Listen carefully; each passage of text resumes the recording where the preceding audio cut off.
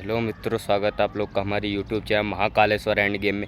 अगर आप लोग को हमारा वीडियो पसंद आए तो हमारे चैनल को सब्सक्राइब करके बेल आइकन को प्रेस कीजिए ताकि हमारे वीडियो का नोटिफिकेशन सबसे पहले आपको मिले। आज मैं बात करने जा रहा हूँ सम्राट पृथ्वीराज चौहान की जो मूवी आई है उसका मैं अपने तरीके से रिव्यू करने जा रहा हूँ। थोड़ा रिव्यू अच्छा नहीं है। खैर, बॉलीवुड अपने औकात पे आ जाता है जब भी फिल्म बनानी होती है।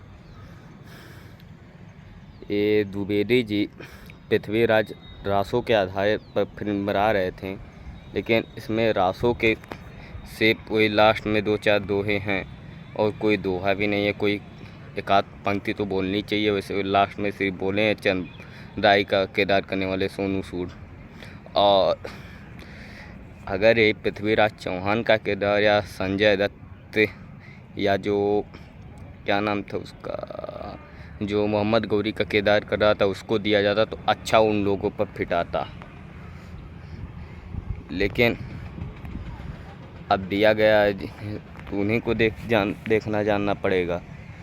तो जब अच्छे एक्टर को नहीं दिया गया, और ये तो नकली मूछें भी इनकी अच्छी नहीं थी अक्षय कुमार की।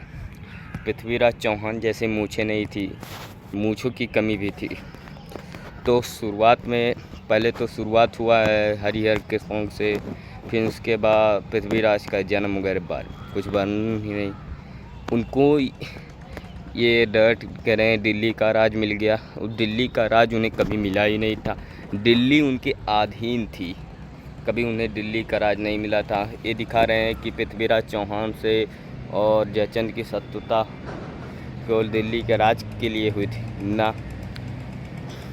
ये बात है तब की जब सोमेश्वर चौहान का यमुनियों से युद्ध हो रहा था। तो यमुनियों से जब युद्ध में सोमेश्वर चौहान जीते थे तो उसमें जयचंद के पिता विजयपाल की मृत्यु हो गई थी। तो विजयपाल की मृत्यु होने के कारण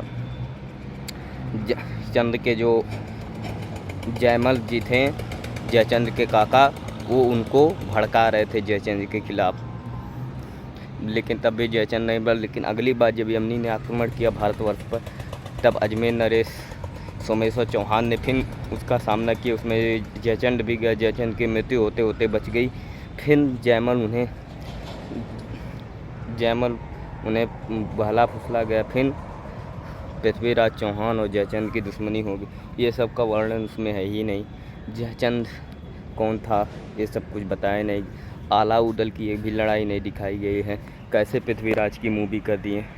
कुछ तो आप लोगों का भी रिव्यू करना चाहिए, हेट मत दीजिएगा। क्योंकि और ये भी एक चीज़ मैं आप लोगों से भी निवेदन करता हूँ कि इसको जाके सिनेमा घरों में ज़्यादा से ज़्यादा इसको देखिएगा, क्योंकि अगर नहीं देखेंगे तो बॉलीवुड बर्बाद तो होगा ही, साथ ही साथ अब कोई वीरों पर मूवी भी नहीं बनाएगा। पृथ्वीराज चौहान पर वीरों की मूवी नहीं बनाएगा।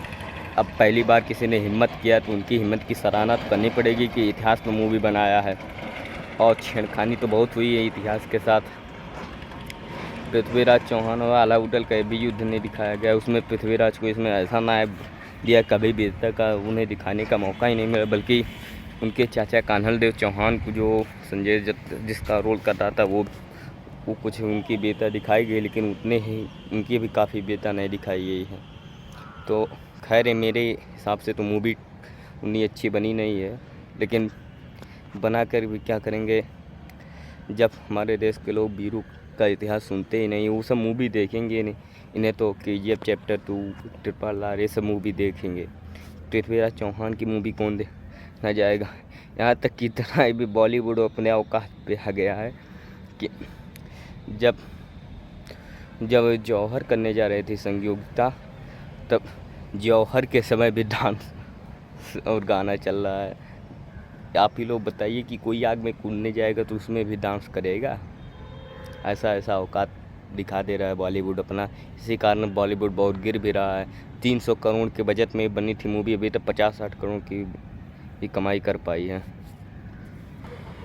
और इसमें बहुत सी कमियां हैं इस मूवी में। और ये दिखा रहा है जयचंद का जब पृथ्वीराज चौहान जयचंद के हाथ से अपहरण करते उसमें भी युद्ध होता है, उस युद्ध का भी वर्णन नहीं है। इसमें तो डायरेक्ट पकड़ के ले गए अपने महल में ले गए पृथ्वीराज चौहान, बस इतना ही वर्णन है। इससे बढ़िया ये आप लोग पृथ्वीराज चौहान की वीरता पर वीडियो बनाने के लिए तैयार, वो लोग मूवी बना रहे थे या तो पृथ्वीराज चौहान की प्रेम कथा पर वीडियो बना रहे थे? ये सवाल अगर आप लोग अक्षय कुमार से कभी मिलें तो ये सवाल ज़रूर पूछिएगा कि आप लोग पृथ्वीराज चौहान की वीरता पर मूवी बनाने गए थे या पृथ्वीराज चौहान की प्रेम कथा पर। उनकी कोई आला उदल से जो लड़ाई हुई उसमें भी कोई वर्णन नहीं, महोबा की लड़ाई ना जयचंद से जो लड़ाई हुई थी उसमें कर्नल देव चौहान मरे थे, उस छोटी सी लड़ाई दिखाई गई है 1-2 मिनट में। और शुरुआत में जो पहला तराइन का युद्ध हुआ है, तराइन के वास्तव में तो अगर रासो के हिसाब से, रासो से इंस्पायर होकर कहते हैं मूवी बनी है, तो रासो में तो 16 लड़ाइयों का वर्णन है, तो इसमें 2 ही लड़ाई को दिखाई गई है। बहुत छेड़छाड़ हुआ है इतिहास। आप लोगों से मैं निवेदन करता हूँ इस मूवी को देखिए, लेकिन अगर कहीं रिव्यू देने का बात आए तो उस रिव्यू में ये सब बातें जो मैंने आप लोगों को बताई ये सब बातें ज़रूर कहिए। हर हर महादेव, जय महाकाल। आशा करता हूँ आप लोगों को हमारे वीडियो पसंद आए। जय।